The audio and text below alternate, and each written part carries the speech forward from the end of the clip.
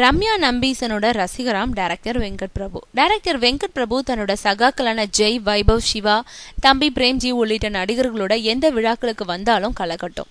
அந்த அளவுக்கு அங்க வந்திருக்கவங்கள பத்தி ஏதாவது சொல்லி கலாச்சிக்கிட்டே இருப்பாங்க.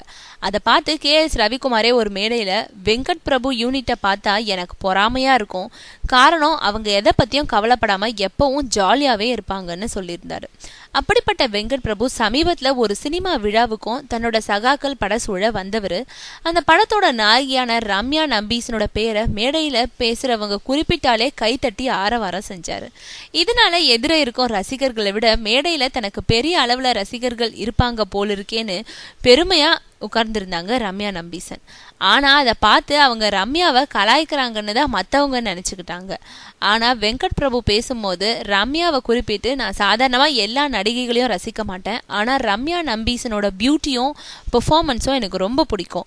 அவங்க நடிச்ச குள்ளநரி கூட்டம் படம் பார்த்ததுல இருந்தே நான் அவங்களோட ரசிகன் ஆயிட்டேன். இப்பவும் அவங்க நடிச்ச படங்கள்னா அவங்களுக்காகவே அந்த படங்களை ஆர்வமா பார்த்து ரசிச்சுட்டு வரேன்னு சொல்லியிருந்தாரு.